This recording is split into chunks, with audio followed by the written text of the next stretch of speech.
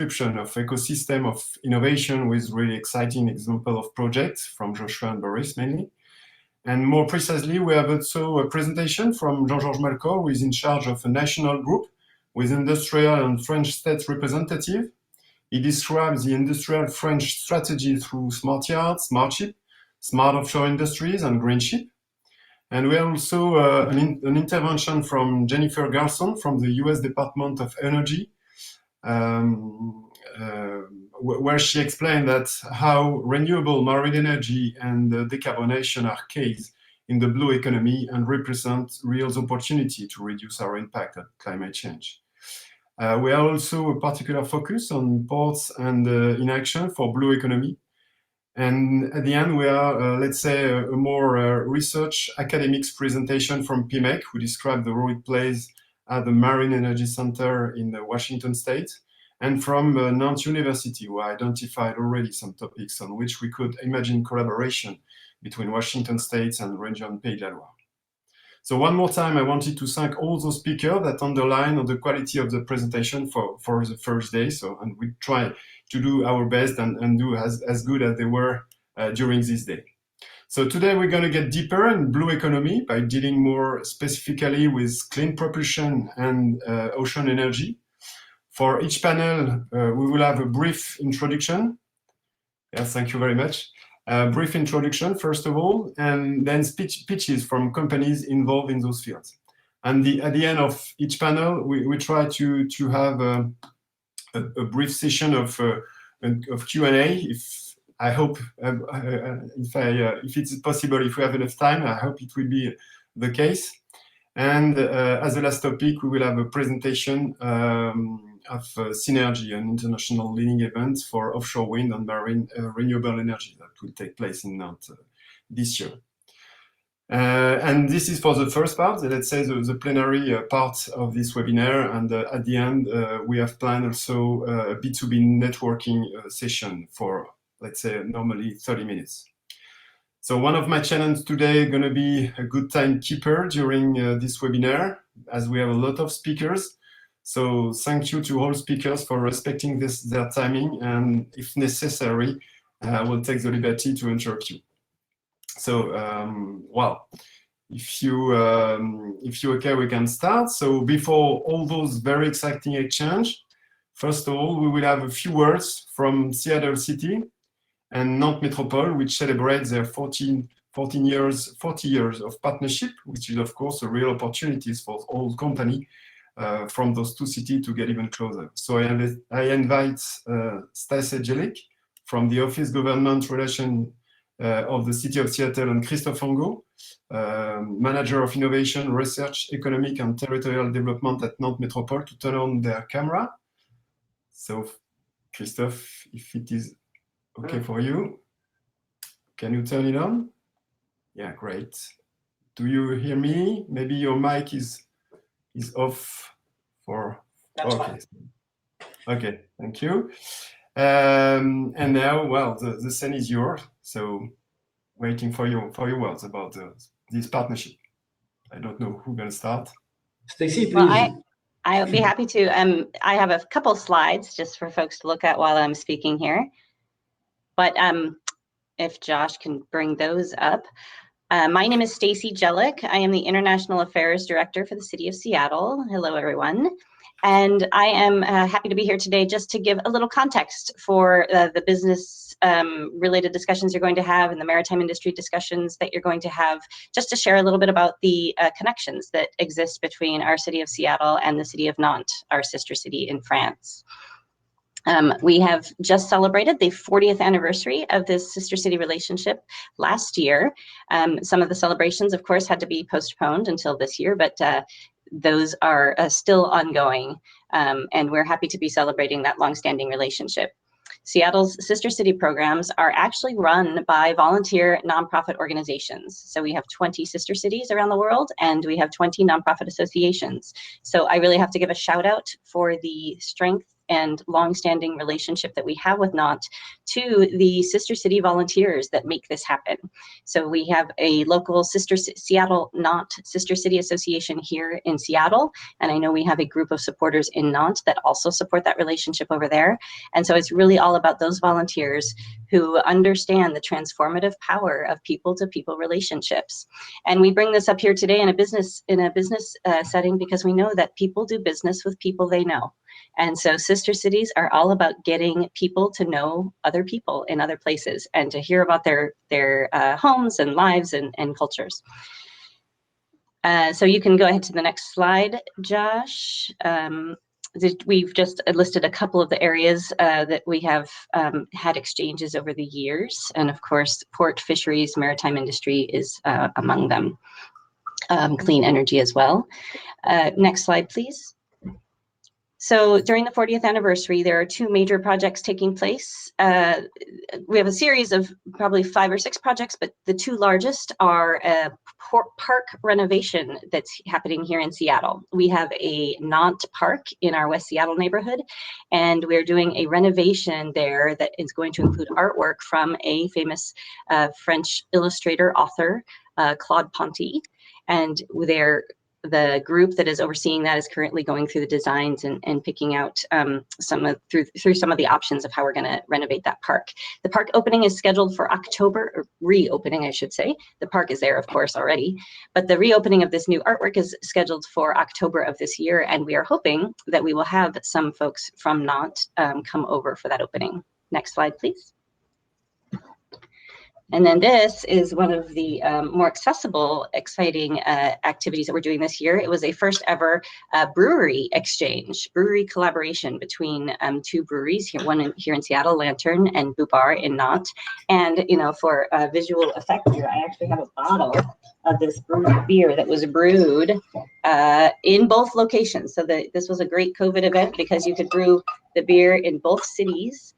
The 2 brewers were online coming up with recipes based on ingredients that are popular in both of our regions, some salt from Nantes and cranberries here in Seattle. And so this is, if you can see it, the lovely result of our Seattle Nantes 40th anniversary beer collaboration right there. So next slide, please. And if you want to get hold of some of that, you can follow up with me after. There are events happening in both cities to highlight that exchange. And then we've got a series of exchanges, as you can see here, some Native American art that was shown on the fences outside of the museum in Nantes during COVID so that you could keep it outside, and then some other cultural exchanges that have happened over the years. Final slide, please.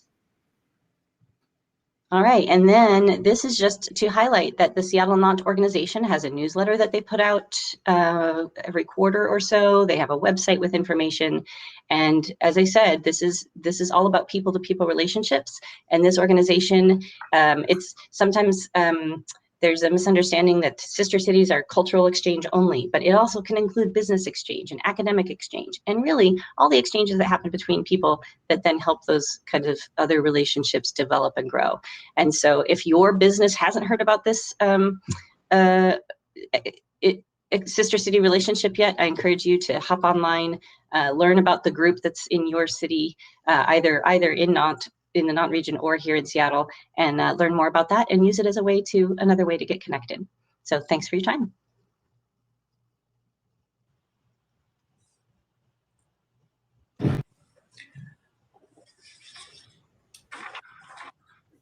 Okay, Frederic, I'm supposed to go on, I suppose? Yeah, maybe a few words from Nantes or so. Okay, good morning, everybody. Good afternoon for people in Nantes. My name is Christophe Angot, and I'm the Director of Higher Education, Research and Innovation in Nantes Métropole, which is the administration in charge of Nantes metropolitan area. I represent here tonight my colleague Katharina Fretter, who is in charge of international relations, who cannot be with us today because she's in Brussels.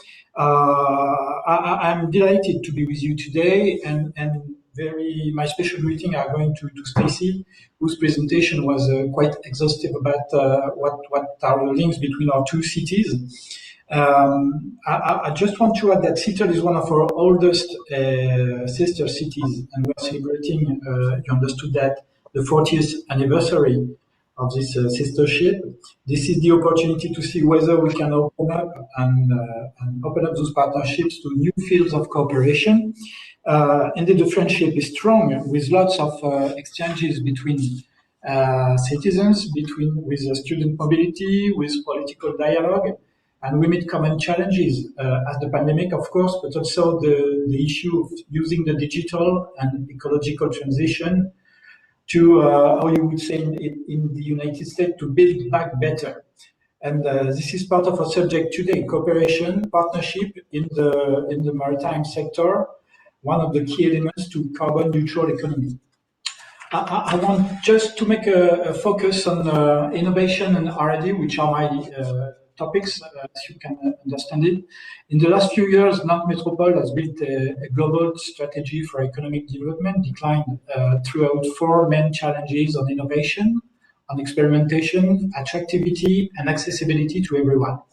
Applied to the maritime sector and ocean technologies, this sort of roadmap will lead us to work on 2 or 3 really important topics. The first one is supporting research centers, university, and higher education to welcome more students to develop new skills and competencies, new trainings applied to innovative sectors, new jobs for these emerging sectors and technologies. The second one is optimizing the business clusters on the metropolitan innovation ecosystem by hybridating marine and ocean technologies, life sciences, marine resources, manufacturing, engineering, and promote the development of new innovative projects, the creation of new businesses, and the creation of new startup companies. And the third one should be a strong commitment to public-private partnership, which are often an opportunity to innovate in different ways by experimenting new products, new processes, new services at a realistic and large scale, sort of test and learn approach that gives us and all the players the ability to be involved in the development of new projects. I'm pretty sure that the 2 sister cities have a lot to share again about ocean technologies and maritime industry, exchanges of best practices on business models, for example, clean propulsion technology, marine and renewable energies, business opportunities, academic cooperation between universities. This French-American Innovation Day 2021 should be another opportunity to strengthen the links between our 2 communities, between our academic and research communities, between the business communities. And I wish you all a fruitful and efficient webinar. Thank you very much.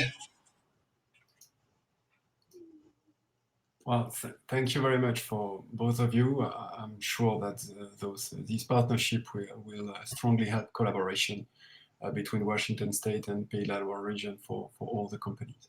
So thank you, and I'll let you switch off your camera and mic. Thank you very much. So let's start now with the first panel. We're going to talk then about the clean propulsion. So Joshua, if you want to, well, thank you very much.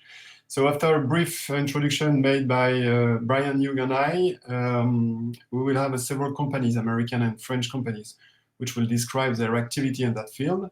So I invite then Brian Young, if you want to turn on your camera, Bruce Stroop from Senior Account Manager at ABB, Matthew Lankowski, Senior Ocean Energy Engineer at Gloucester, Stéphanie Lesage, Head of Legal and Institutional Affairs at Airseas, and Arnaud Vasquez, CEO at ICES.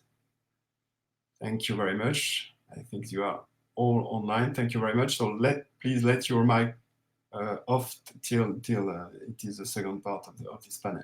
So Brian, maybe I'll let you start. It's up to you. Or do you prefer that I start? As you want.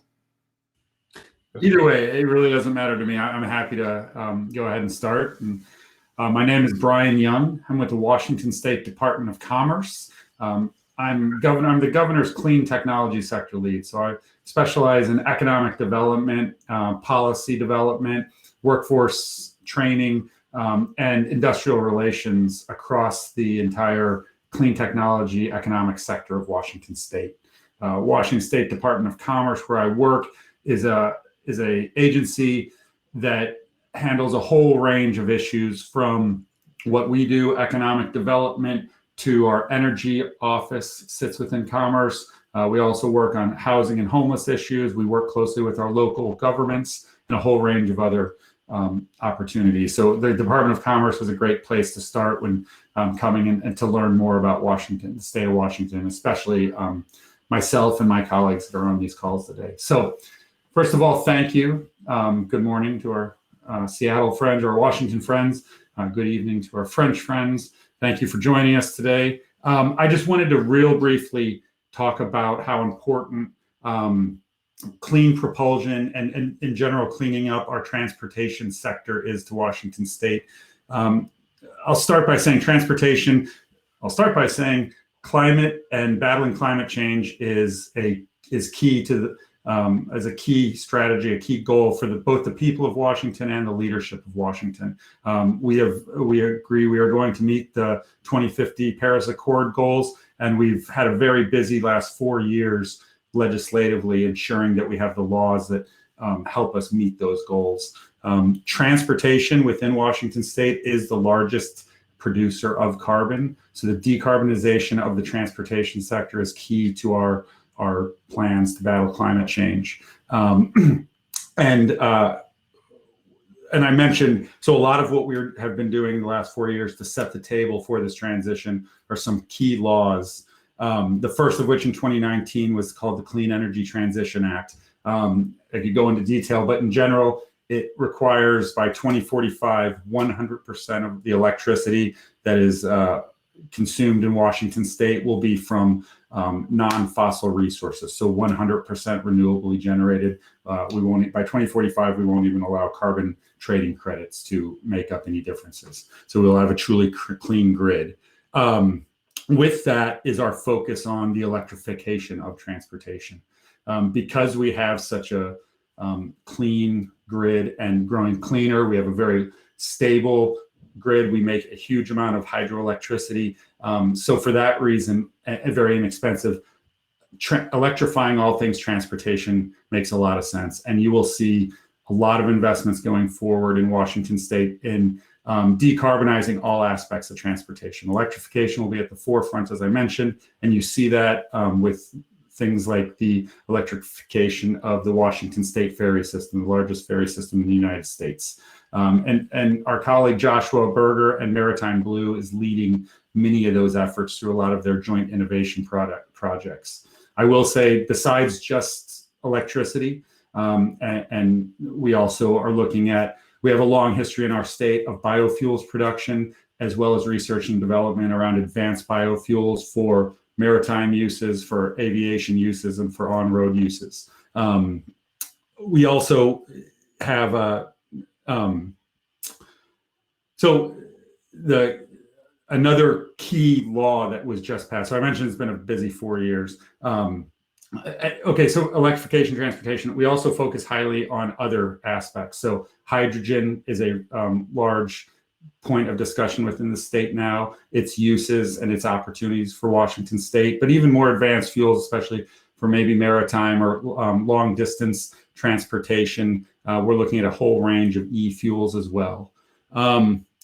We also have recently passed a clean fuel standard, also often known as a low carbon fuel standard up and down the West Coast. But this is now a direct law that will year over year start reducing the carbon intensity of our transportation fuel. So a real focus, again, electrification, but also on lowering the carbon intensity of our transportation fuels.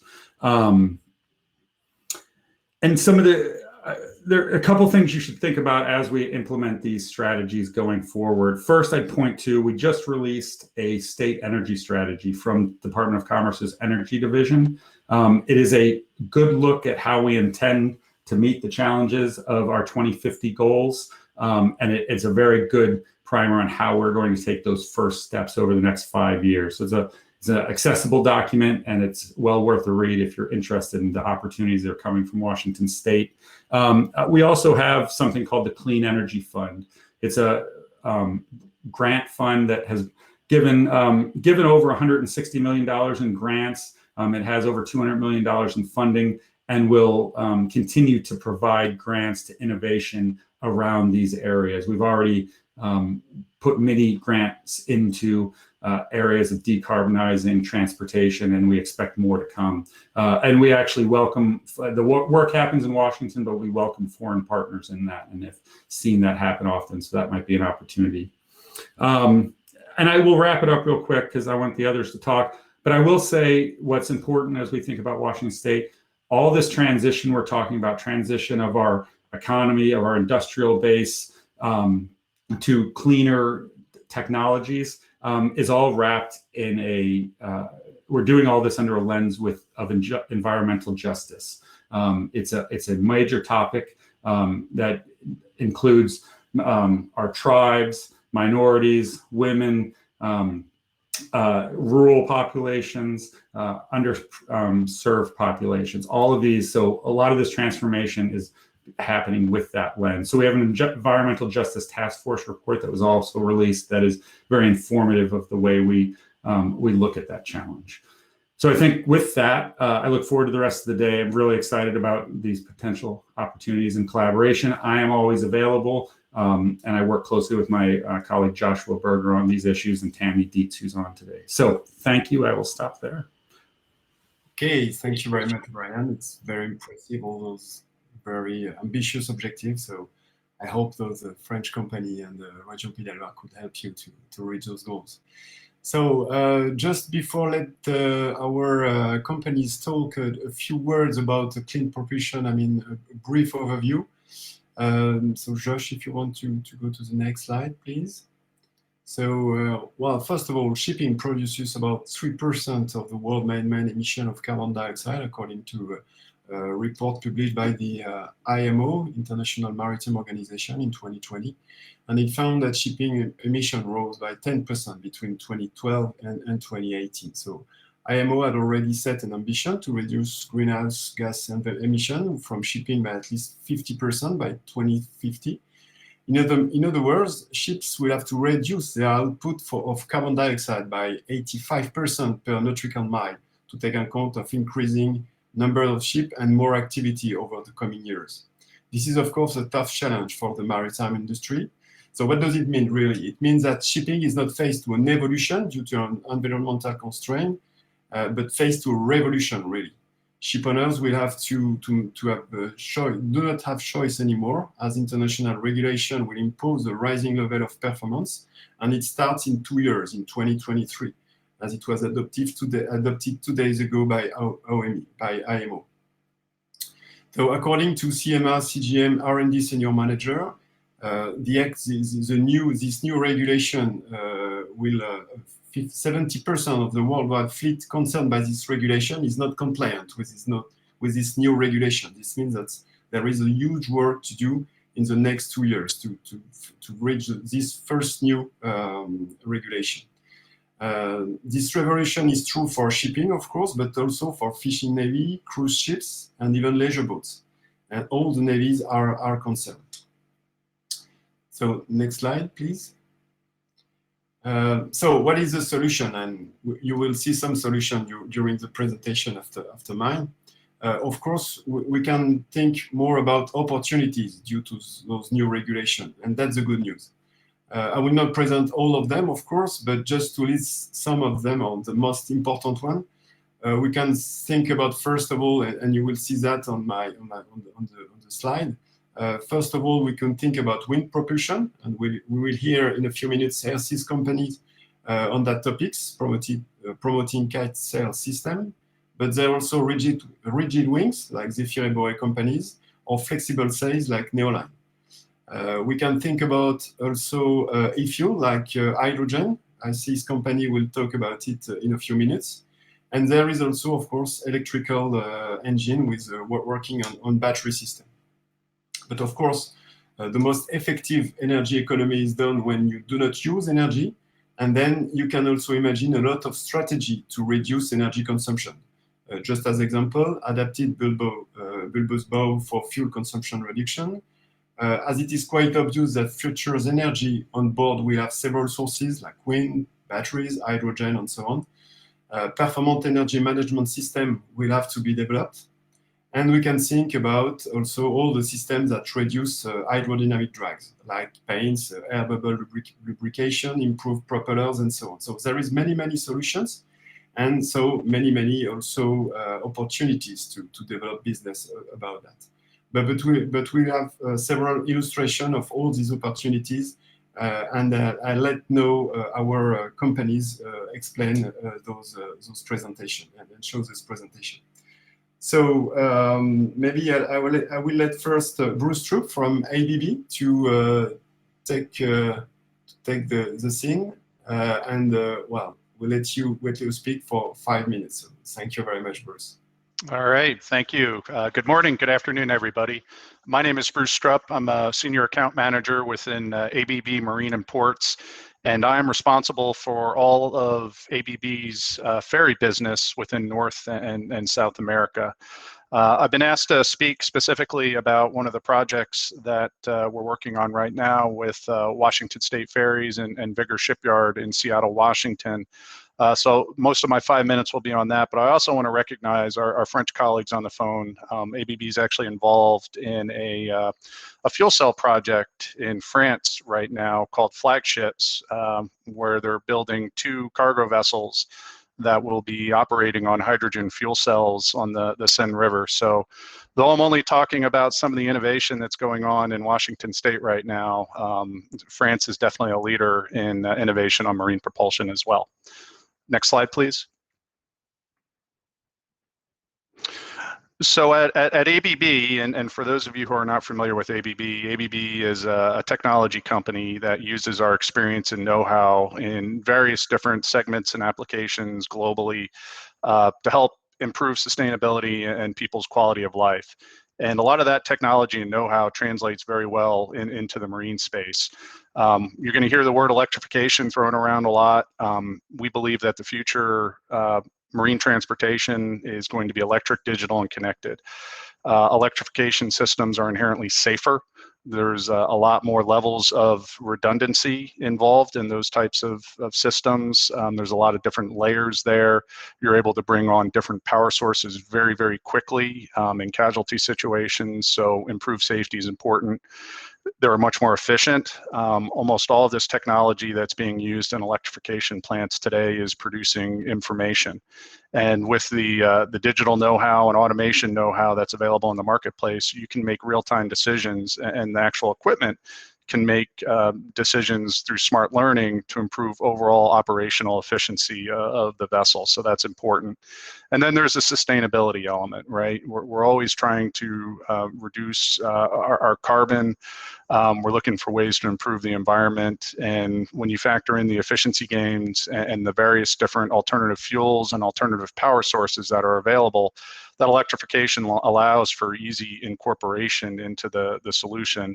It's really the ideal way forward. And what you're going to find, I'm just going to talk about what Washington State Ferries is doing, but globally across all the various different shipping segments, whether it's ocean-going cargo, military, ferries, offshore wind, there really is no one-size-fits-all solution. You really have to tailor whatever propulsion system is to what the mission of that vessel is. So specifically here, I'm going to talk about the path forward for Washington State Ferries and what they're going to be doing here over the next couple of years.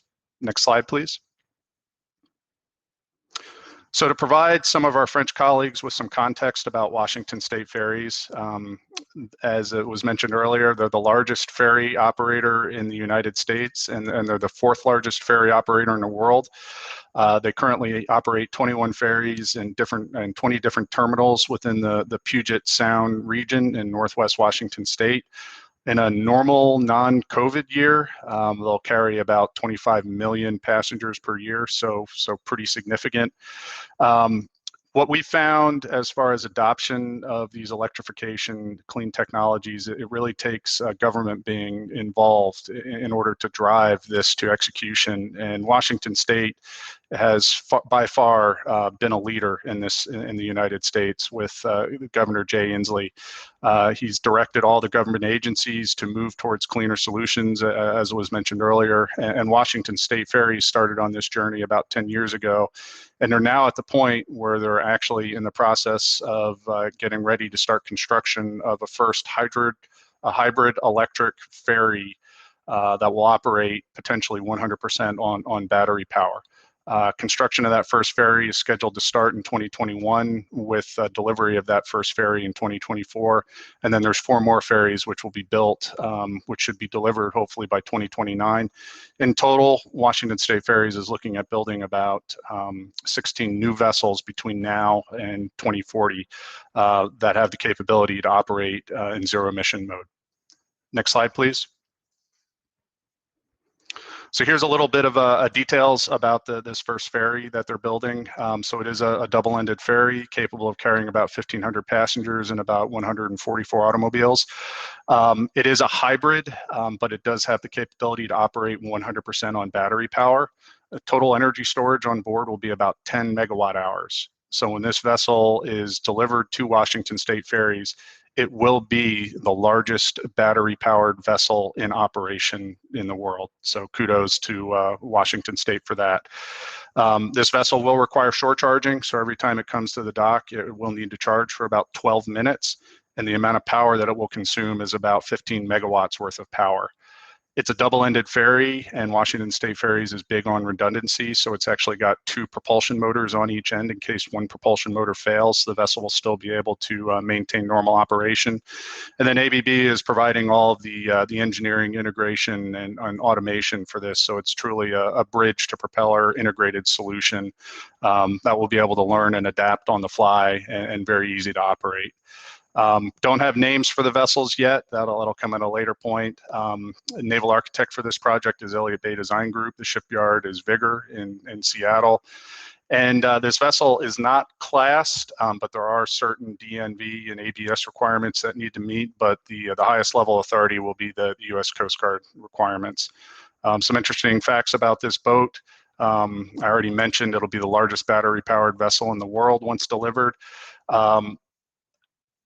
A lot of the electricity that's going to be used to power this vessel is coming from renewables, mostly hydroelectric power in Washington State. So the power that's being produced for this vessel is truly green. So, a lot of times we look at power that's produced for battery operations are coming from coal plants or LNG plants, but in this case, most of it's coming from a green source. So this is something else that is very important, and kudos to Washington State for doing this. And there are, in case for some reason shore power is lost and the vessels aren't able to charge, there are diesel gensets on board that will be able to allow the vessel to continue normal operations. So that is my last slide. So all in all, when it comes to clean zero-emission propulsion, Washington State Ferries is definitely the leader as far as execution on that here in the United States. Well, thank you very much for this very impressive project and very exciting too. I really appreciate what you said about the origin of the energy to recharge the battery, and it's the same for making hydrogen. If we're talking about fuel cell, it's really important, of course, to think both the project of the ship itself, and also how do you produce and how do you provide, in fact, and supply the energy. It's not an issue to replace, in fact, the pollution. You have to have the whole chain with zero emission to be complete, in fact, to reach a target. So thank you very much, Bruce. Now we can switch to Matthew Lankowski from Glowstone. So Matthew, thank you very much, and the scene is yours. Okay, thank you. Yeah, thanks so much for having me. So yeah, again, my name is Matthew Lankowski. I'm a senior ocean engineer and project manager at Glowstone. We're a naval architecture, marine engineering, and general maritime engineering consulting company. And that's a really fun place to be because we get to take the innovative technologies that folks like Bruce at ABB design and integrate them into client-facing end-use solutions. I'm also the program manager for Foil Ferry LLC, which is a Gloucester spinoff focused on a hydrofoiling commercial ferry and other workboats. And I'm thrilled to be speaking here. The collaboration between the US and France on decarbonizing the maritime industry makes perfect sense to me. France's leadership in this area has been clear to me since 2013. In fact, when one of my first work trips with Gloucester brought me to Nantes. I came to Gloucester largely because of our longtime focus on maritime decarbonization, which includes offshore floating wind. And Gloucester developed an offshore floating wind turbine platform called Pellistar, and by virtue of that work, I found myself as a moderator at a 2013 OMAE conference panel, which was in Nantes and focused largely on offshore wind. And now that there's suddenly this renewed interest in the US and offshore wind, it's really exciting for us at Gloucester to be so well positioned to be part of that. And maybe my colleagues and myself will find ourselves back in Nantes working together again soon. In the meantime, I found myself doing more and more work in other areas including passenger transportation, and I've been asked to share a few examples of our work decarbonizing that sector of the maritime industry with an emphasis on our hydrofoiling ferry, which is what you're looking at here. So if we could go to the next slide, please. So I'll start there a little bit more on that project. It started a few years ago when Paul Beaker came back from the 2017 America's Cup. He designed the hydrofoils for Oracle Team USA, and he's from the Puget Sound region. He came back, and with all the vessel traffic and moreover all the road congestion in our region, he thought that ferries using the same technology as those AC boats were kind of a no-brainer for improving marine mass transit. So he came to Gloucester with the idea based on our history of providing forward-thinking commercial vessel and specifically passenger ferry design. And even more specifically due to our leadership in clean propulsion integration and design. And as an example of that, Gloucester performed the first all-electric the retrofit of the historic Gee's Bend ferry in Alabama, which was the first all-electric passenger vehicle ferry in the US. So working with Beaker on hydrofoiling ferries was a no-brainer for us as well. And just a little bit of background on hydrofoiling ferries, it's actually not a new technology. They've been around for actually a century or more. However, all the previous foiling vessels were designed to go fast and be comfortable, but efficiency and decarbonization were not their stated goals, nor their end result. And that's really what sets apart what we're doing from those past designs. We're combining hydrofoiling technology with energy-dense alternative fuels, extremely lightweight composite design and construction, and advanced control systems that allow for a real leap forward in waterborne efficiency. Next slide, please. And so this is a very scalable technology, but the spec design that we're working on is 150 passengers, requires about 3 crew. It cruises at 30 to 35 knots. Again, full carbon fiber construction for extreme lightweight. It has a collision absorption system to ensure a safe and reliable operation, electric potted propulsion, zero stack emissions, of course, with lithium-ion batteries in this current design. We can do 15 to 25 nautical miles, but also very interesting fit for this would be hydrogen for longer range. Gloucester's done several concept level hydrogen vessel designs. So certainly something we're going to pursue on this vessel as well. And then, even if you were to go diesel electric for a less costly design with less regulatory hurdles, this vessel will have greater than 50% improvement in fuel efficiency.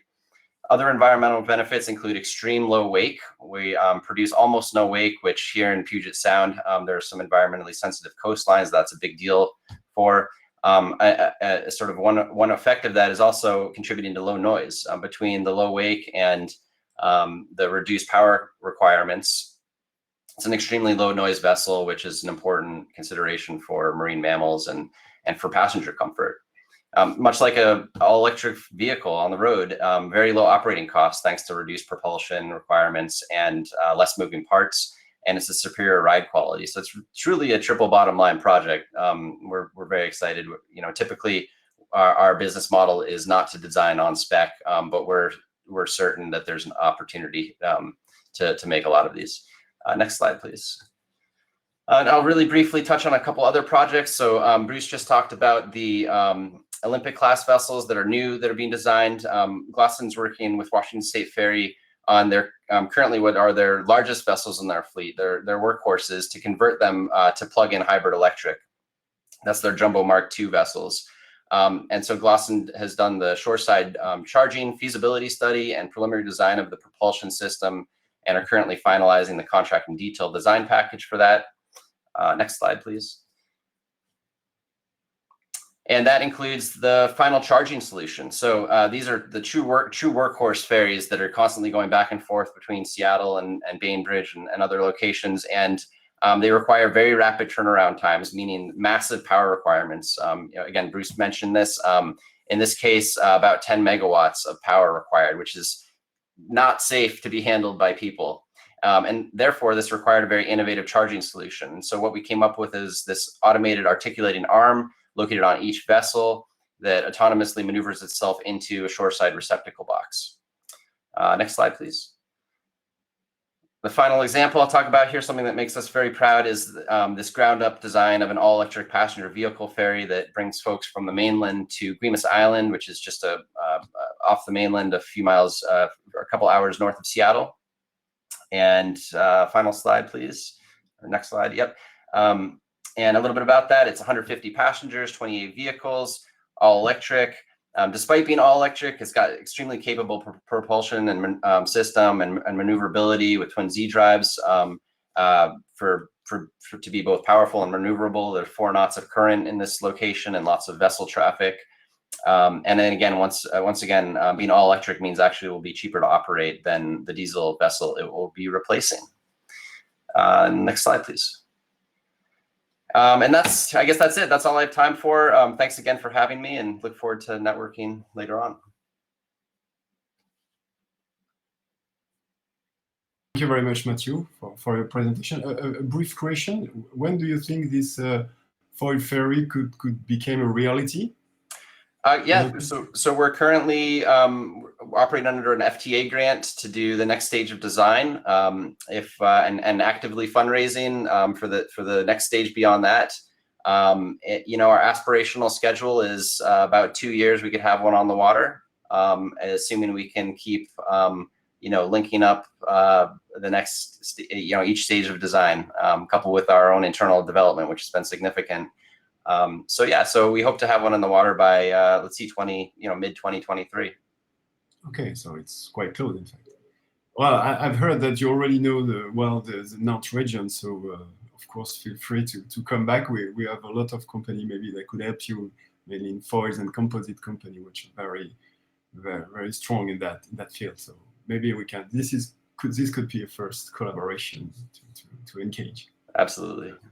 Yeah. So thank you very much, Matthew. So now we're gonna hear Stéphanie Lesage from Airseas company, which is another way to reduce CO2 emission and using the wind power. So Stéphanie, stage is yours. So switch on your microphone, and it's okay. Perfect. Thank you very much. Okay. So many thanks for this invitation. I'm really pleased to be there, and I'm really considering the environmental challenge that we need to address. Partnership are key. So I will present to you Airseas and the Seawing. So I'm in charge within Airseas of the public institutional affairs. So next slide, please. So a couple of words on Airseas. So Airseas is a French startup located for the time being in Toulouse, and created by a bunch of engineers who wanted to transfer their experience to the shipping sector. So we have 2 major industrial partners, customers, Airbus, which ordered 1 Seawing, and K-Line, 1 out of the 5 top ship owners in the world, which orders 1 Seawing plus 50 options. We are also supported by suppliers in Europe and in France, such as the Norwegian naval architect LMG. We are currently based in Toulouse, but we plan to move this summer in Nantes to extend our industrial premises. Next slide, please. So just a quick reminder, because Frédéric also already spent some time on the key environmental challenges. But to remind this figure, 3% shipping sector accounts for 3% of total emissions worldwide, and 13% of greenhouse gas emission in Europe per year. Which is huge, and so we need as soon as possible to decarbonize and to find out innovative solution. Next slide, please. So at Airseas, we propose an innovative solution, an automatic kite equipment, which is powerful thanks to its dynamic flight, simple due to its automatic system, and safe based on the aeronautical standards. Next slide, please. So in a few words, how it works. So the automatic kite equipment is composed of a hardware parts with 1,000 square meter kites, monitoring automatically by a pod integrated the flight control laws. You have a tether, you have a deck equipment ensuring automatic folding and storage of the wing. So you have also the software part, which will ensure the optimization of the performance based on due to the integration of the flight control laws, and ensuring the optimization of the use of the wing thanks to our eco-routing system, which combines at the same time ocean weather data, the data of the wing, and the data of the ship. So all in all, we offer to ship owners a reduction of fuel consumption of 20% in average, and 20% also reduction of associated emissions, and it can be up to 40% on specific routes, especially the transatlantic or transoceanic routes. Next slide, please. So our markets, so our current obtainable market and target is 8,500 vessels. And with our Seawing, our objective is really to address the biggest ships, generated 55% of the total emission worldwide. So our current target of the market, and for any ship owner, it's a reduction between 1 to 2 million euros per year on its fuel bill. Next slide, please. So some key message maybe to convey today. So we are really convinced in a context where new alternative fuels, such for example hydrogen or ammonia, are still being developed. We are really convinced that wind propulsion is a catalyzer, it's a solution immediately available, and which will be able to accelerate the decarbonization of the shipping sector, and to accelerate this green transition. And so we're really convinced that we need this, I would say, building block on any ship to zero emission vessel. So what we would, I would say, invite the state of Washington to do for, I would say, stakeholders such as Airseas, is really to convey this message around the United States that wind propulsion constitutes a key block for this hybridization and the development of alternative solution towards a zero emission vessel. And we are also invite, I would say, the state of Washington to introduce us to shipping companies which you could consider as pioneers or first movers, or ship owners looking to stay competitively ahead of their markets. So many thanks, and looking forward to exchange afterwards. Thank you. Thank you very much, Stephanie, for this presentation. Just to inform all the participants that there's going to be, just before Synergy, an event in Saint-Nazaire dedicated to sail propulsion. It is organized by Nantes-Saint-Nazaire Development and Windship. And for all those who want more information about all the projects in France, and all the companies who are supporting those projects, you are welcome to this event, the 21st of September. Thank you very much, Stephanie. To end this panel, we're going to let now Arnaud Vasquez from IC's company to speak. So Arnaud, you have 5 minutes. Thank you. 5 minutes, and the timer is on. Good morning and good afternoon to everybody. So Arnaud Vasquez, I'm the founder and president of HiSeas Energy. And so I have the task of, explaining or trying to simplifying the topic of hydrogen and fuel cells, which are really two separate things. It's like talking about, the diesel engine, which only takes one fuel. With a hydrogen and fuel cell, it's a little bit more complex. So our view into what needs to be done, when there is a transition, as we have seen in the past, is through we can actually do it through the acquisition of some key technologies. The key technology that we believe will play a significant role in the decarbonization of maritime, and as was mentioned before by Bruce, electrification is definitely the key word to actually achieve that. And with electrification, we need new power sources, more efficient power sources. Battery are definitely one key technology. For our goal is to develop fully mature, completely commercially ready and certified marine fuel cell system. So next slide, please. So this is what we are doing. So we have been working on developing this particular product since 2016. The company was created in 2015 after myself basically having spent about 30 years of my professional career at sea. The last 12 years in command position. I'm an ex-merchant Navy captain. And before that, I was engineer and then chief engineer, and I started in the French Navy at the age of 16. So started from the ground up. And in 2015, I decided to really play my part and put all my experience into the development of a new type of machine.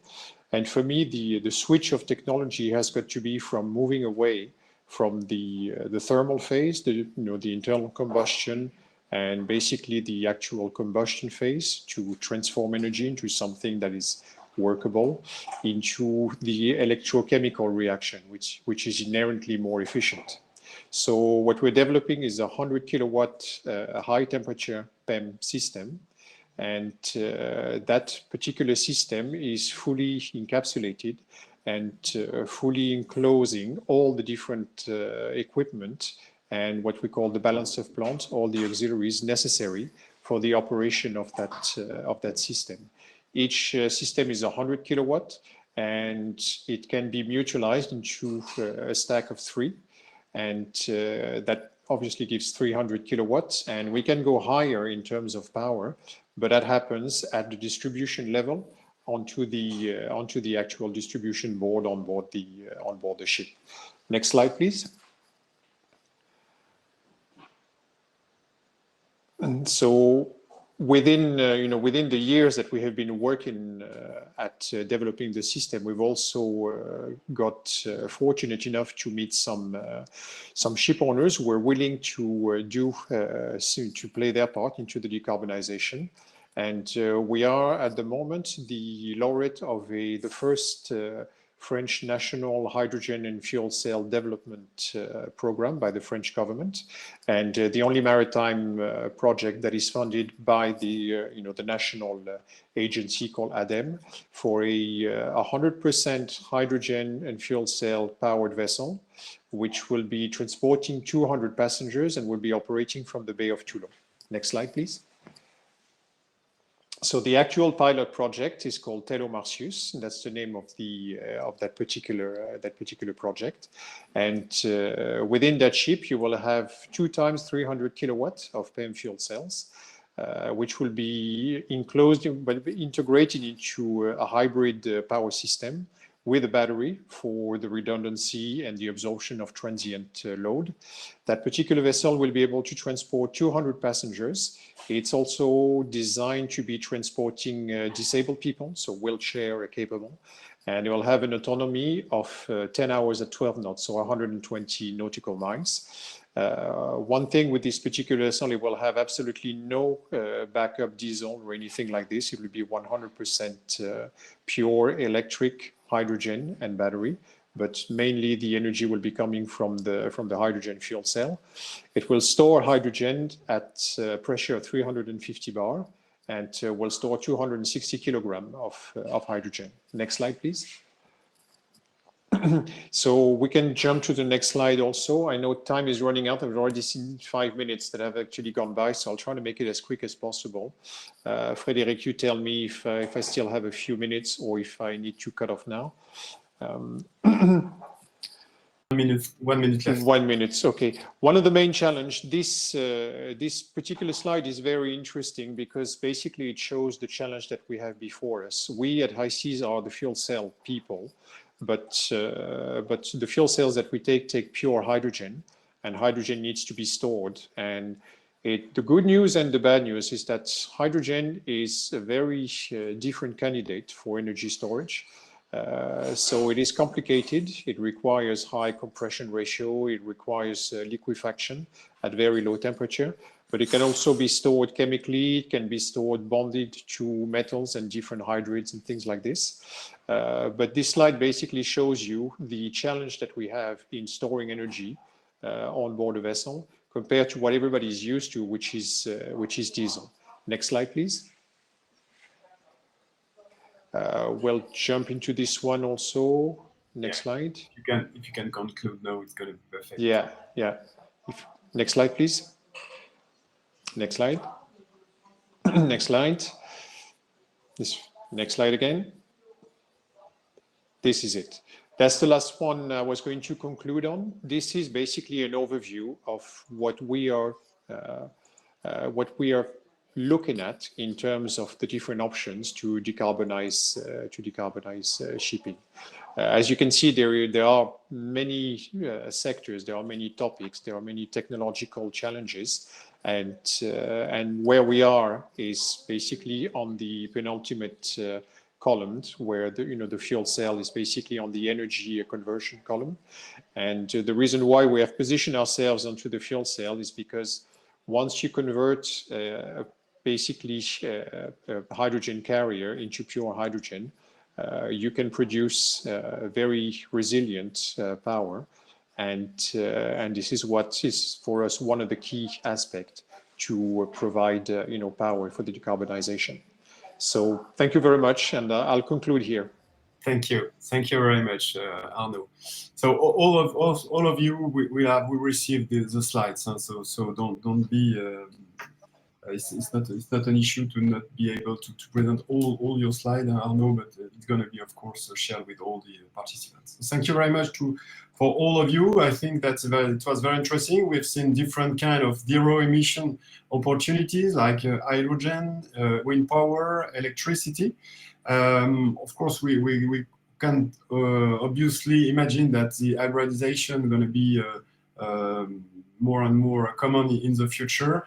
And well, each of those energy sources will have to find their market, and I guess that depending on the mission of the boat, the local or global regulation, the possibility to find a zero emission fuel, the mix going to be different for each kind of boat, let's say. So, well, it's the very beginning of a very, very interesting adventure, I think so. So thank you very much for all of you. You can turn off your camera, and we're gonna now go to the second panel. So I invite Ryan Colkins and Mathieu Blandin to switch on their camera. Ryan is a commissioner from the Port of Seattle, and Mathieu Blandin is the vice president in Neopolia, in charge of renewable marine energy and offshore wind activities. He's also Chief Operation Officer in Aquasia.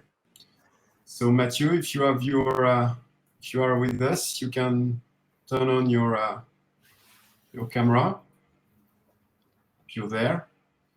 Okay, so we're gonna start. So Ryan, the scene is yours for 3 minutes. So yeah, I've got thank you 3 for minutes, and if this timing. Matthew doesn't join, I may have to improvise for the next half hour. We'll see how it goes. Thank you so much, Frederick. The Port of Seattle is truly pleased to be a part of the conversation on the maritime economy with all of you. As Frederick mentioned, I'm a commissioner at the Port of Seattle. My name is Ryan Calkins. On the first day of the seminar, you heard from my colleague Fred, who provided an overview on our port. I would also like to add my welcome to all of the participants from the Par de Loire region.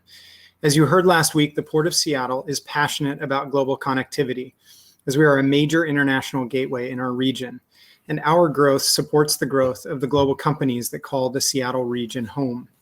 The maritime sector provides economic resilience to our region, and we know that maritime industries can play a leading role in an equitable recovery after the pandemic. A thriving, globally competitive maritime industry must also be sustainable, inclusive, and innovative, which is part of the impetus behind our exploration of offshore wind in partnership with Maritime Blue. As we all explore ways to reduce carbon emissions and transition away from fossil fuel to renewable energy, offshore wind could provide an excellent source of clean, reliable, renewable energy right here off our coast. It can also be a great economic driver for our ports and for our regional economy, serving as a local hub for infrastructure, transmission, and manufacturing. France is expected to be Europe's fourth largest offshore wind producer in 2030, with 7.4 gigawatts of capacity in operation, including, my understanding is, 2 wind arrays being developed off the Loire estuary by 2023. That is truly exciting news, and we in Seattle hope to follow suit with Pacific offshore wind arrays soon. The Biden administration has set a goal of deploying 30 gigawatts of offshore wind capacity by 2030. Meeting these targets will trigger more than $12 billion per year in capital investment in projects on both U.S. coasts and the Gulf, create tens of thousands of good-paying union jobs with more than 44,000 workers employed in offshore wind by 2030, and nearly 33,000 additional jobs in communities supported by offshore wind activity. As a politician, this is all music to my ears, trust me. Our port will work with other ports along the West Coast to make sure we capture those opportunities in an ecologically sensitive manner. In closing, it's wonderful to have the chance to learn more about the current maritime sector in Par de Loire, and the port is pleased to learn from each of you about how we can collaborate. Thank you all so much. Thank you very much, Ryan. I fully agree with you. All those figures about the new employees is going to be is really, really exciting for this new industry, let's say. So we have now also with Mathieu Blandin from Neopolia and Acrocean. So Mathieu, if you want to tell us a few words about Neopolia mainly, and then we can go to through the panel. Thank you very much. Thanks, Frederick. Hello, everyone. I'm Mathieu Blandin, the Vice President of Neopolia Association. And I said personally, I'm responsible of offshore wind activities for Valorem and CEO of Acrocean, so two companies. It's a pleasure for me to be able to present our organization to you. Next slide, please, Frederick. Yeah. So, not action. The goal of Neopolia is to build and sell collaborative offers. We develop a business network linking the major players in the market, such as General Electric, Les Chantiers de l'Atlantique, Airbus, in different markets in regions. Our purpose is to support the setting up of industrial sectors in Pays de la Loire regions. Neopolia is an association which brings together 240 companies spread over 5 industrial clusters: aerospace, mobility, marine energy, and offshore wind activities. Maybe it's on the next slide for this part. Yes, sorry. And 3 areas transversal activities complete our positioning: hydrogen, defense, and health. Personally, I'm based on I work in the field of the last one of the clusters with more than 80 companies. Sorry. Maybe we can move. It's very quick presentation. Yeah. The main point to remember about the offshore wind market, our offshore wind market in France, it's the first French offshore wind farm, which is currently unbuilt. It's 500 megawatts bottom fixed wind farm with 86 megawatts from a turbine from General Electric. The same turbine has already installed on the Block Island projects in the US. Secondly, we are for offshore floating pilot wind farm. It's a pilot wind farm with a free floating turbine. And we think they are built in maybe 2 or 3 years now. And first, the first world tender in floating offshore wind farm is launched on the Atlantic coast. It's a 250 megawatts, about 20 wind turbine, and it will be the biggest activities for the next week and next month in France to bring an answer to this tender. And last but not the least, we are in France the main tier 1 company with an international, for example, DNA and international, such as Chantier de l'Atlantique for offshore substation, General Electric for wind turbine and blade, Siemens Gamesa for wind turbine, and BW Ideol, Eolink, CIPM for the floating foundation. All these companies are very interested by the international market, especially in US, and we wish to follow them in US, for example. Frédéric, over to next slide. Yeah. In Neopolia, in Neopolia, we have large competence diversity with our 90 members, from engineering to the installation, with between fabrication, logistics, and our members work together to present an integrated and differentiating offer. We don't work alone in Neopolia. We work together with other companies. So we are very open to meet a US partner in order to work together in the spirit of Neopolia, is work together, and to support installation of US company within our territory in order to build partnerships and build together profitable success stories on foreign markets.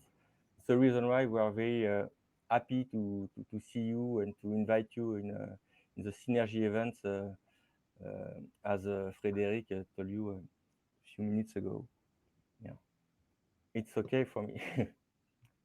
Okay, thank you very much. Yeah, that's fully true. That for the region today, it's really impressive that renewable marine energy become really become a reality. I would say, as we already have all the turbine and the part on the ports. So it's quite amazing, and I think that for those who come to Synergy, there is a visit of this hub logistic, and you will see it's really impressive. So thank you very much for both of you. So now I will invite the panel to go on stage. So first of all, Jean-Christophe Bescon, Business Developer, Industry and Services at Les Chantiers de l'Atlantique. Sylvain Fréguet, who is Chief Sales Officer at DIS Engineering. Nico De Golia, Director of Sustainability at Crowley, and Jeff Reeves, Director of Business Development at Elliott Bay Design. So great, you are all on stage. Matthew, if you want to switch off your camera, it's okay, but you can stay with us, of course. You can interact. So thank you very much to all of you to be there. And well, the slide is already on the screen, so I let the speech to Jean-Christophe Bescon. So Jean-Christophe, the scene is yours. Thank you very much. Hello, good morning, everybody. So I'm Jean-Christophe Bescon. I'm working as a Sales and Marketing Manager for Atlantic Offshore Energy. Really happy there today with you, as the US is obviously one of our current key focus in terms of, let's say, diversity. US offshore wind industry is quite an emerging one, but with a very strong pipeline ahead of us. So really happy to have an opportunity to discuss with potential local stakeholders. So I will introduce you with the background of the company. We are, as a company, Chantiers de l'Atlantique, one of the biggest European shipyard with more than 160 years of industrial history. We delivered back in 1864 the first water wheel cruise ship, the Imperatrice Eugénie. So clearly, the core market of the company is ships new build. Focusing first on cruise ships, but also on Navy ship. The company used its expertise at the service of the different players involved in the marine world, becoming an expert in the field of project management, large and complex projects from the design to the delivery, and also providing the necessary maintenance of ships. And as you can see here on this slide, beside the shipbuilding industry, Chantiers de l'Atlantique developed its activity towards new markets, more specifically the offshore one, focusing on the renewable marine energy and the oil and gas markets, which allows us to recreate values and reconnecting with a dynamic of growth beyond the sector of passenger ships only. More specifically, when back in the early 2000s, the cruise ship industry was facing some troubles. So we created this business unit, Services and Atlantic Offshore Energy. So Atlantic Offshore Energy was created back in 2011 with core product identified to leverage the capabilities and competencies of our company, the electrical offshore substation.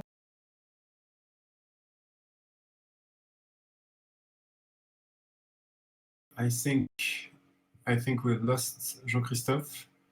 Maybe an internet issue, so well, we won't wait him to come back. I propose to continue maybe, and then we're gonna have its presentation, the end of its presentation when he will come back.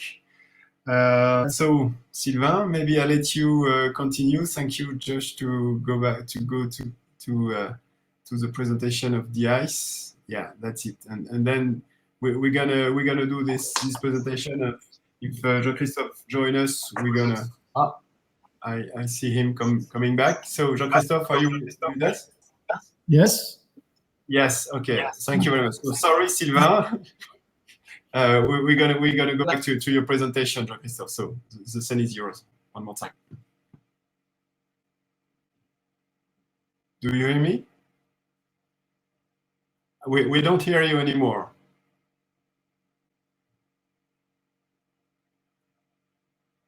Wow. You hear us, but we don't hear you. Okay, maybe you can disconnect and try to reconnect. We're gonna get through the Sylvain presentation, and then we go back to the Chantiers de l'Atlantique if you agree. So try maybe to disconnect. Maybe it could be helpful. So Josh, if you want to go to the presentation of Sylvain, maybe, yeah, Sylvain. I'll let you the scene and hope that Jean-Christophe could join us after your presentation. So, Sylvain. All right. Thank you very much. Thanks for the opportunity to present our activity today. So I'm Sylvain Faguet, the Chief Sales Officer for DICE Engineering. Next slide, please.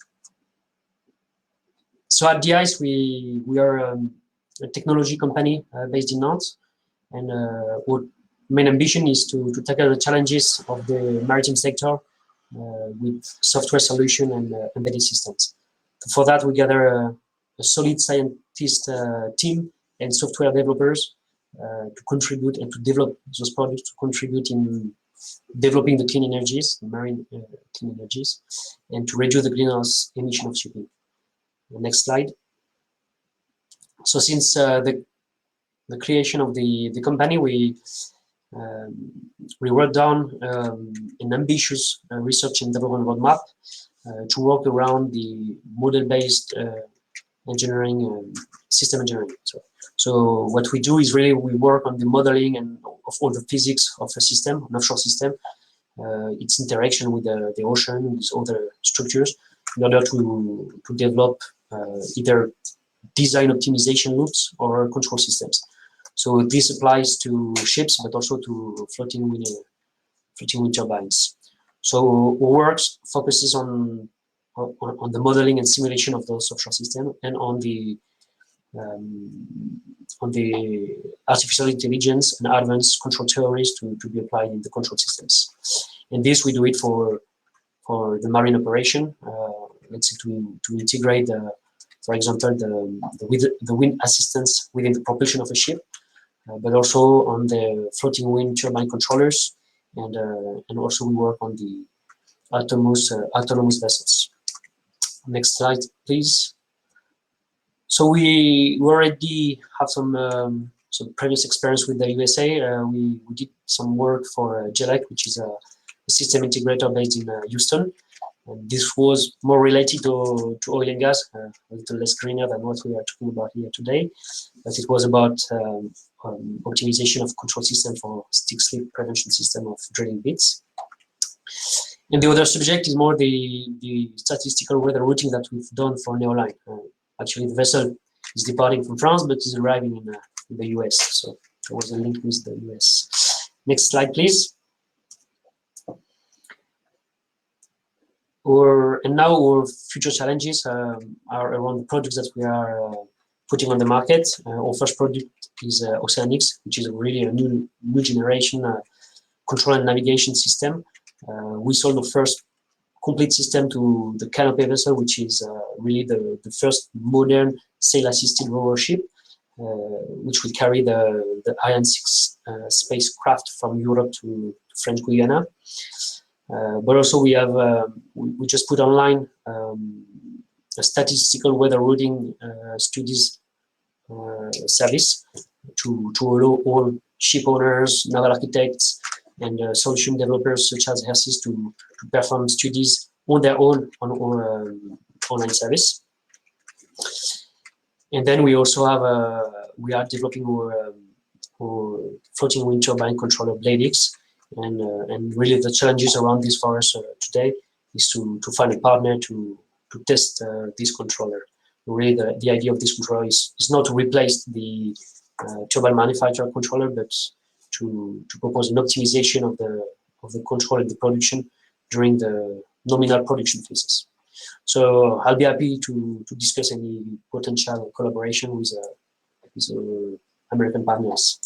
Thanks a lot. Thank you very much, Sylvain. Well, I think that you could be, you could have also make an intervention on the previous panel, as you are also really concerned by the clean propulsion with your tools. So thank you very much, Sylvain. So now we're going to hear Nico De Golia, from Director of Sustainability from Crowley. So Nico, the scene is yours. Thank you very much for your presence.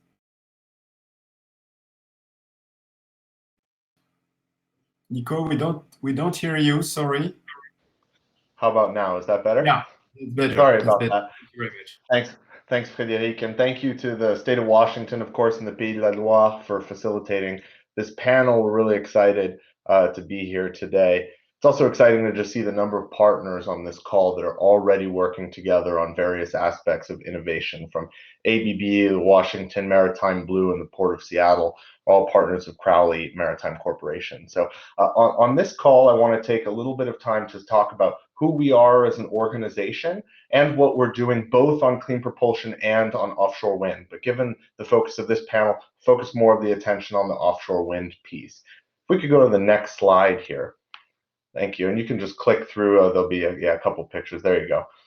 Perfect. So Crowley Maritime Corporation is a 129-year-old privately held U.S. logistics company. We're a ship operator, largest ship owner and operator in the United States, with about 200 Jones Act vessels that do everything from tug and escort services up in the Puget Sound and in the Port of Seattle, Tacoma, ports of Seattle and Tacoma, as well as, container vessels, tanker vessels, articulated tug barges, and of course, offshore wind service and crew transfer vessels that we'll talk about a little bit today.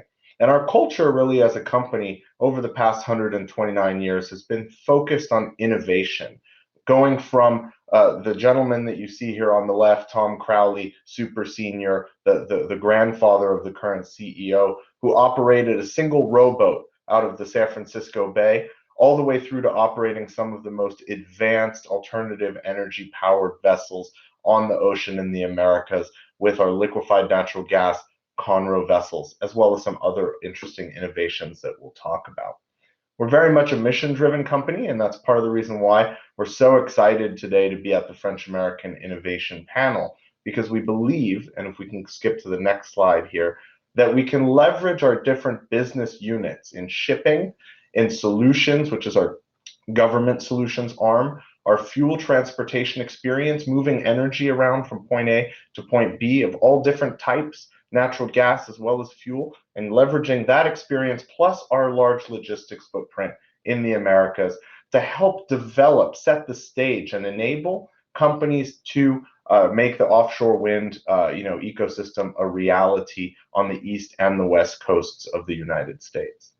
We could go to the next slide, please.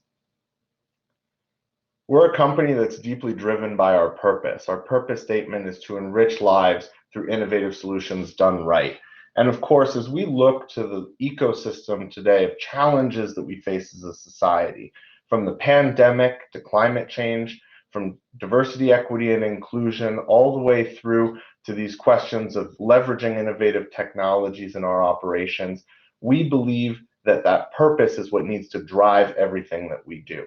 And so if we go to the next slide here, we'll see that when you cross that purpose with sustainability, which is really my function at Crowley, we get this ambition statement, which is that by 2025, Crowley will be the most sustainable and innovative maritime and logistics solutions company in the Americas.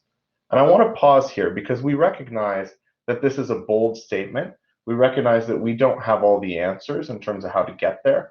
And we recognize that we need to partner with diverse companies, ranging from some of the alternative propulsion companies that we saw that were just featured in the previous panel, all the way through to also the offshore wind technologies that are coming available today, in order for us to achieve that ambition of sustainability, not just for ourselves as a company, as again a large US maritime company, but also to help our partner communities, the ports in which we operate, the communities to which we're adjacent, achieve their decarbonization targets as well. We heard our colleagues earlier in the day talking about the state of Washington's ambition to have 100% renewable electricity with no carbon trading or scheme by 2035. We believe that we can be a partner in that type of an endeavor with some of the innovative startups that are on the phone here today to help the state achieve that through the delivery of offshore wind. So if we go to the next slide here, we can see that we've had a long history of leveraging innovation to reduce our operational impacts. We've been working for the past 129 years in some of the most environmentally sensitive and socially progressive ports in the country, and that focusing on safety and high performance, as well as ethics and integrity, are really core to everything that we do, and that's what enables us to have these robust operations in these geographies that are constrained from a regulatory standpoint compared to some of the other geographies that we operate in.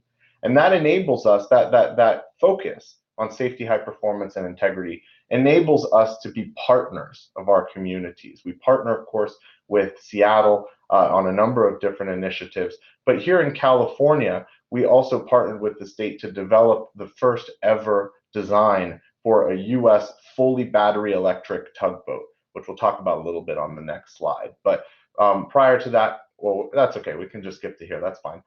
So we also work, across the clean propulsion, across the life cycle of our assets. So we talked about how our future ships, or future vessels rather, need to be powered by technologies that might not be available today, so that we can ensure that we are on a path towards reducing carbon in line with science. And Crowley's committed to doing that. Electric tugboats, working on hydrogen projects, as well as a number of different alternative fuels for our larger assets as well. But we recognize that we also have ships that are on the water today, right, that are going to be providing, at least in the near term, a lot of the services that are needed in order for us to stand up the offshore wind industry that we have. And therefore, focusing on already available technologies like biofuels, renewable diesel, and other types of cleaner burning energy sources for our current assets is paramount. And we're working on piloting those across our operations on the West Coast. On the offshore wind side, Crowley is a full-service turnkey supplier for offshore wind, from installation and commissioning all the way through operation and management of offshore wind farms.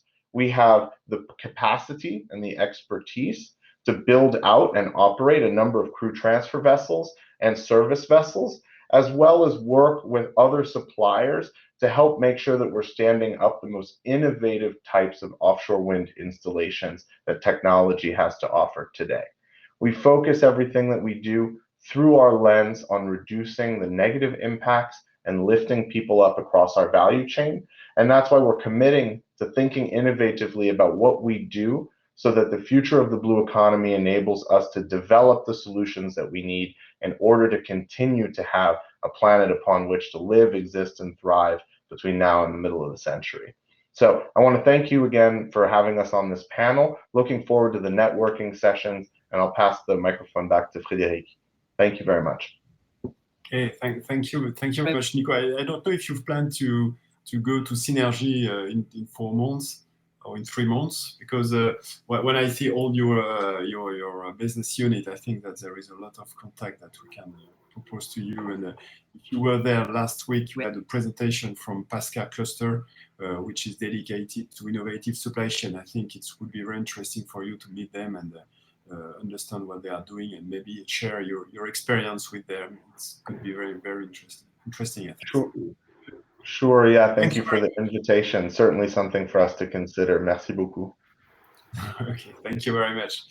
So for the last speaker for this panel, Ocean Energy, I'll let John Reeves, which is a business director of business development at Elliott Bay Design. I think that you were already mentioned on the ABB, if I'm not making a mistake, on the ABB project. Tell me if I'm wrong. Yes, you're correct, Frederick. Thank you very much. Elliott Bay is the designer for the 144 car vessel for Washington State Ferries and doing the functional design for that hybrid project for Bigger and ABB and the ferries. So yeah, that's an exciting project for sure. So thank you again. Good morning for all of you that have taken the time to join us today. It's my privilege to be here with all these other speakers talking about such a broad range of opportunities and all the aspects of how we can move forward and innovate and both partner our regions, but also to serve our communities and our environment as well. Elliott Bay Design Group is a full-service naval architecture marine engineering firm. We've been around for a little over 30 years as Elliott Bay, but prior to that, we were also around for a couple of decades with our predecessor company.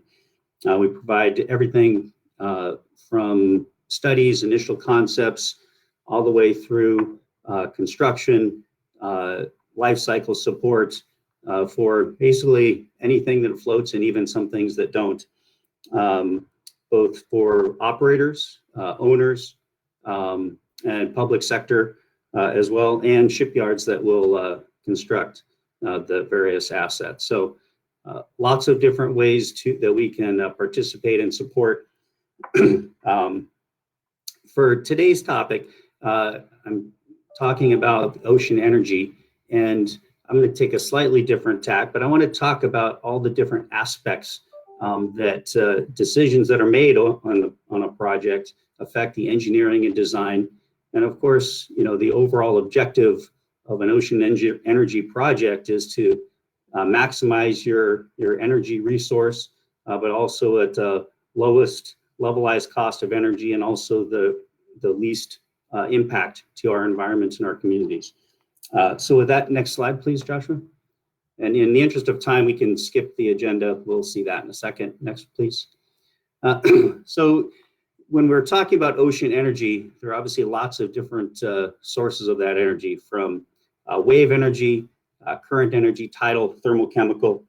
They each have their pros and cons, and they operate in different mechanisms. So, wave energy is typically more about the vertical motion.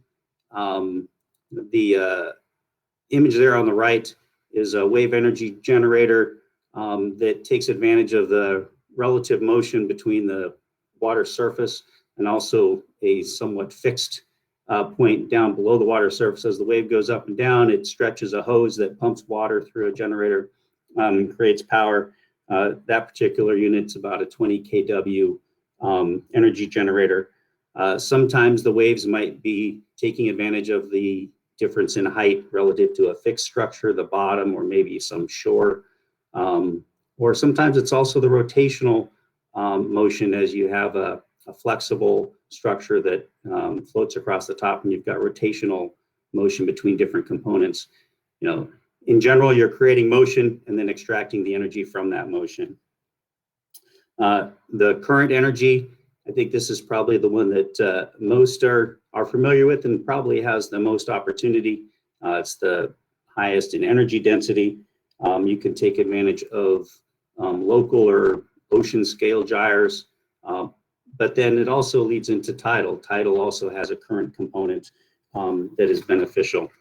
The tidal energy has potential energy capability. As the water is lifted with tides, you can recover it from levers and turbines, but it's also near shore, so it has a greater number of challenges, which is really what I'll speak to in the next slide. And then a smaller component, thermal, chemical opportunities with the thermal differences between the surface and the deep water, and also, of course, the salinity of the water. But any of these projects, extracting any energy, really requires a team effort. I've listed here, and I'll kind of speak to some of these different aspects of it. Elliott Bay can support in many of them. Several of them really are specialized, and it requires additional support. Am I already at 5 minutes, Frederick? My timer just went off. That was very quick. So the you have one slide left, if I'm not telling you. Yeah, well, let's just jump to the next slide, Joshua. I didn't realize I was talking that slow. So the challenges of at-sea energy generation, really, this is while we've been working on extracting energy from the ocean for generations, it really hasn't been meaningful or very successful until recently. We've really identified that it is an imperative from an environmental perspective to phase out of the carbon economy. And so we've got several aspects of at-sea generation that make things difficult. You've got the surface of the ocean interface. You've got all the effects of weather, temperature, waves, wind loading. And each of these challenges also is affected differently depending on which of those energy sources you're looking at.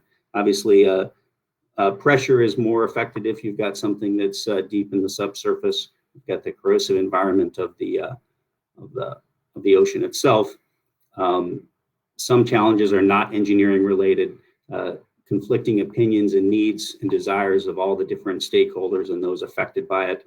The environment itself, whether it's biofouling or significant concerns about marine mammals and other animals, trying to minimize mortality, et cetera, for the interactions.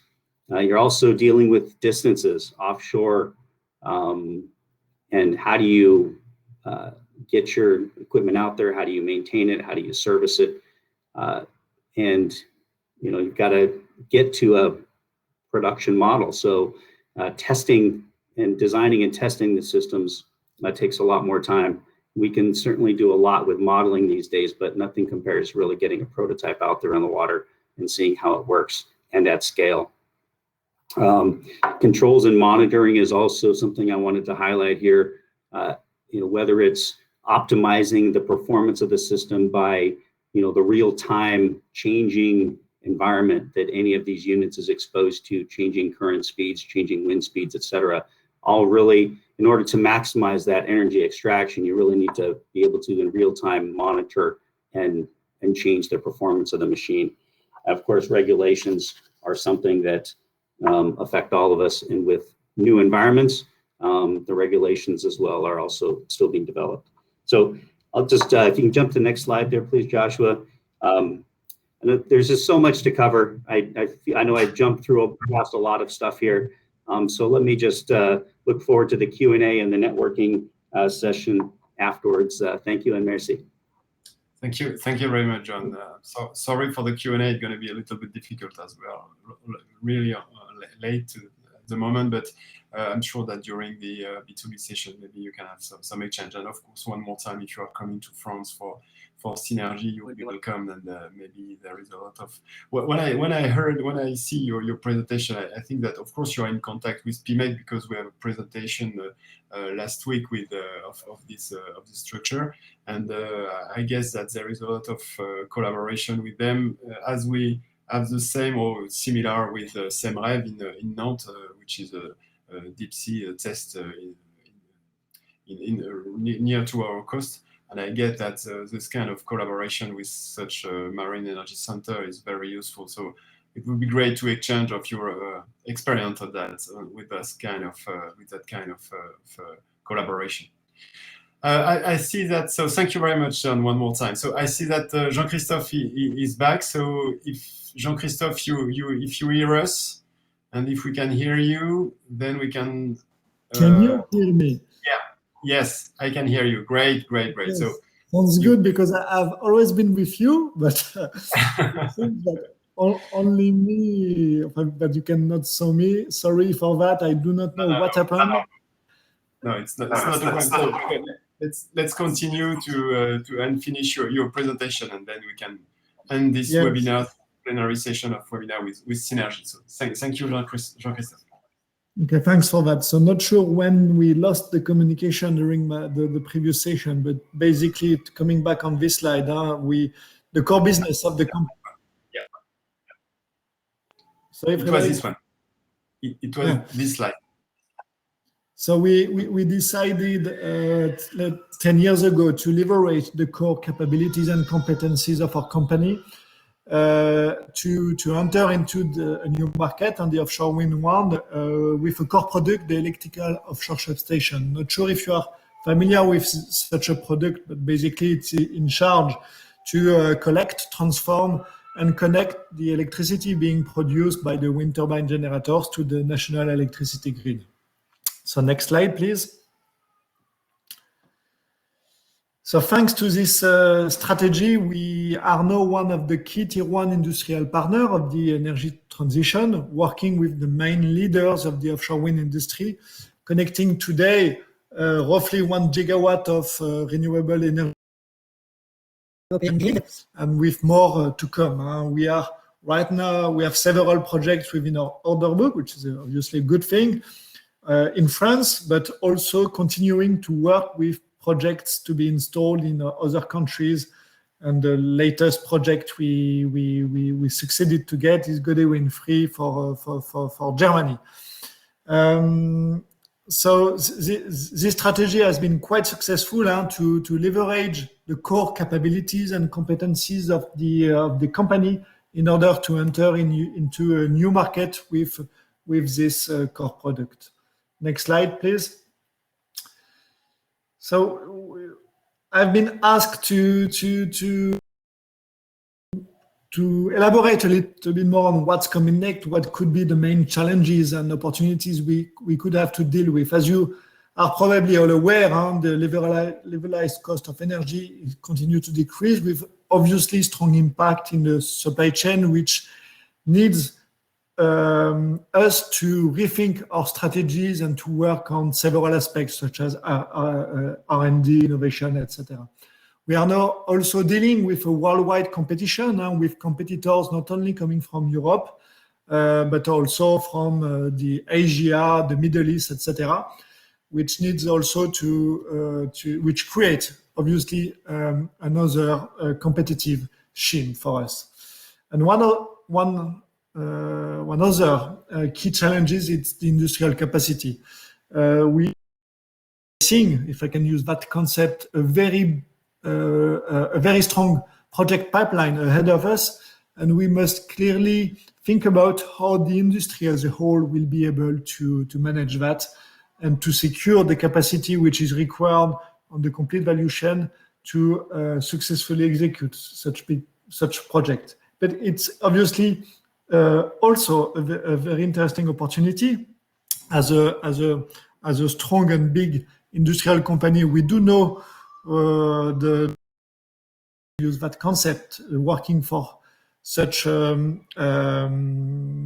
let's say positive industry with very nice opportunities ahead of us. The carbon footprint and all the quality and HSE related aspects are also for us very interesting opportunities, because with the experience we have gained on these topics, it's they are more and more part of the customer evaluations, and we do think that these criteria might be a good way to leverage potential, let's say, cost discrepancies coming from new or upcoming competitors.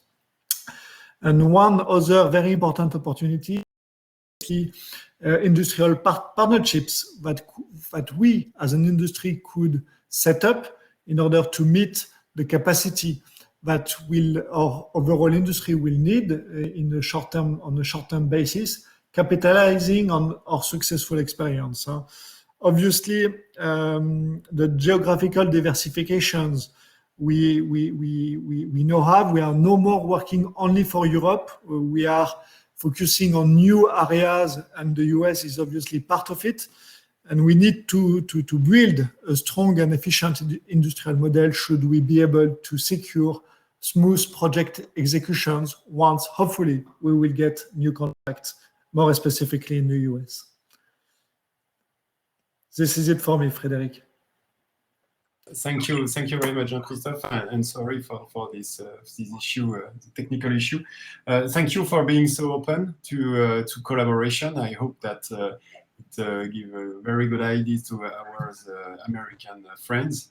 So thank you very much to all of you. It was very interesting exchange and very interesting presentation. So I'll let you, if you agree, close your camera, and we end this plenary session of this webinar by a communication about Synergy, which is an event that will take place in September in Nantes and Saint-Nazaire. And I appreciate that Tammy Dietz and Sabrina Peuzeux could join me on the stage, if it is okay for you. Yeah. Tammy, I see you. Thank you very much for being here, and Sabrina also. Thank you very much, two of you. Hi. So I'll let you 5 minutes. Is it okay for you to present Synergy? Okay. So thank you. The mic is yours.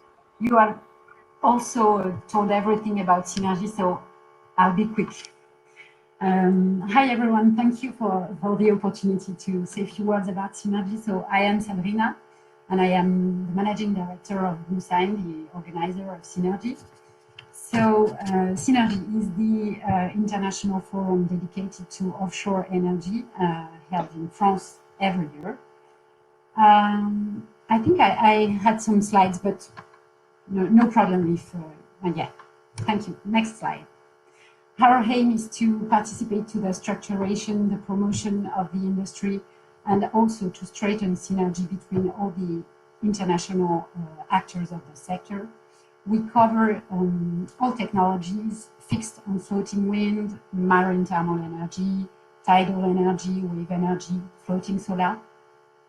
This year, we will also have participants from storage and green hydrogen sector, which are important for marine renewable energy development.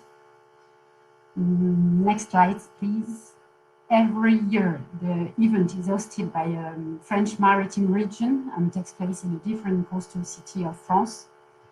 for this 5th edition, as Frederic mentioned before, we are hosted by the Pays de la Loire region, which is an extremely dynamic region for the industry, as you may have seen with the previous presentations. And the event will take place in Nantes and Saint-Nazaire from the 21st to the 24th of September. Synergy brings together more than 3,000 participants, and we have 40% of international, and this year in particular we will welcome international delegations from Denmark, the Netherlands, Norway, and Japan, amongst others. During those 5 days, if we can jump to the other slide, yeah, perfect. During 4 days, so 2 days are dedicated to a classic format of a trade show, so conferences, B2B meetings, research posters, job dating session, several networking events during the 4 days, and obviously the exhibition, which will be hosting 200 exhibitors and some of the biggest French and international players of the industry, such as EDF, DINI, RTE, RWE, Jan de Nul, Ocean Winds. You can find the list of exhibitors in our website. And 2 days are also dedicated to technical visits. Frédéric and Mathieu mentioned before the hub logistic, but we will also visit the factory of General Electrics, and we will also have a boat visit in the Saint-Nazaire wind farm. So to sum up and do quickly, that's it for Synergy. We're working on an exciting edition, and we really look forward to meet everyone in September. And obviously we look forward to welcoming you. I've heard that during these 2 sessions last week and this week that there were several opportunities to collaborate, and Synergy could be the perfect place. So I'll be happy to answer your questions, and feel free to get back to me if needed. Thank you, Tammy, and thank you, everyone. Thank you very much, Sabrina, which is very, very short and very clear, so it was perfect. So we let Tammy then take the lead for 2 slides and present Small Business Export Assistance from Washington State Department of Commerce. So Tammy, please. Thank you, Frederic and Sabrina, and that's helped me team off on my part of the presentation is mostly just to pick up on what Sabrina had talked about, the Synergy event that will be happening in Nantes, Pas de la Loire region in September this year. And for over 15 months, this is the first time that the Washington State Department of Commerce Small Business Export Assistance team that we are actually seriously planning to do an in-person trade show. So we're very excited to present to you this opportunity. Next slide, please, Joshua. Very quickly, I'm here to invite Washington State companies to consider joining Commerce for this opportunity to participate at the Synergy event. What we do is our team, this is how we help Washington State companies, primarily small to medium-sized enterprises, to look for export opportunities. And pre-COVID days, we do a lot of in-person trade shows, and after COVID or during COVID, we have to be more innovative, and that's why we organize these virtual to maintain the dialogues between our companies and foreign businesses.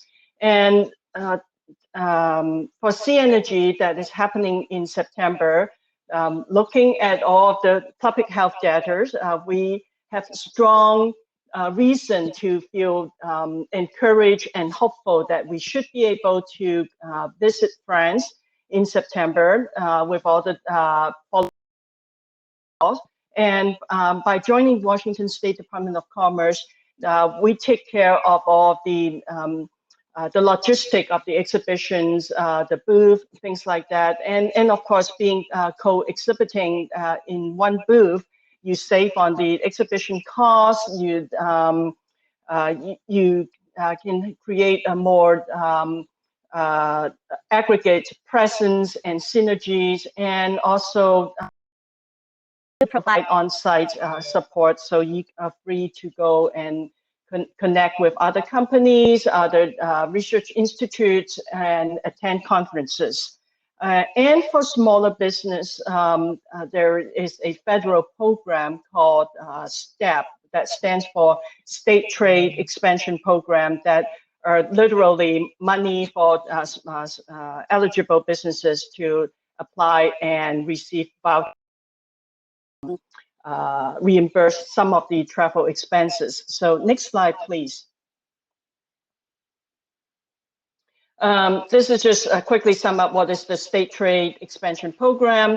We provide export vouchers up to $6,000 to eligible small businesses, and the money is worked towards helping companies to grow their export sales, and hundreds of small to medium-sized they have already used this program to help them grow their export sales. So I will be sticking around after this to answer any questions that you may have about whether it is about how to participate with commerce for C-Energy or the STEP program. And with that, I think I will turn the mic back to Frederick, and maybe Joshua will also come on. Everyone how to navigate on the remote platform that we have been using. And thank you very much. Thank you very much, Tammy. And it was well, a lot of opportunities for American company to join us during C-Energy. So thank you very much. Joshua, thank you for joining me on stage. Just to inform to all the participants that to give you 2 or 3 email address if you want to stay in contact or to be contacted or to contact any companies you've heard today during French or American. Please don't hesitate to contact Gilles, Yannine, or Joshua. We will be pleased to help you to go in touch and to make the go between your company and the one you wanted to contact. Josh, I'll let you maybe explain the last session, which is a B2B. I know that we don't have a lot of time. I don't know how do you want to manage that. Yeah, no, absolutely. We've got about 20 minutes or so. We want to make sure that folks get opportunity to meet with one another. I want to thank you, Frederic, the folks throughout France in the Pays de la Loire region, Business France, certainly Washington State Department of Commerce, the Port of Seattle, in bringing this French Innovation Days together over these last 2 weeks. This is just the tip of our opportunities to engage with one another. And we're encouraged in the health data that we could see each other in person again. But in the meantime, we have this remote platform. So in a moment here, what I'm going to do is switch out of this kind of presentation mode, which you all are used to seeing and being engaged in, and you will be kind of pushed out onto what looks like a conference floor with a series of tables in the middle and a few tables on the side. The tables on the side represent some of the organizing organizations, so to speak. So Washington Maritime Blue and Washington State Department of Commerce and Pays de la Loire and C-Energy and others for places for you to network.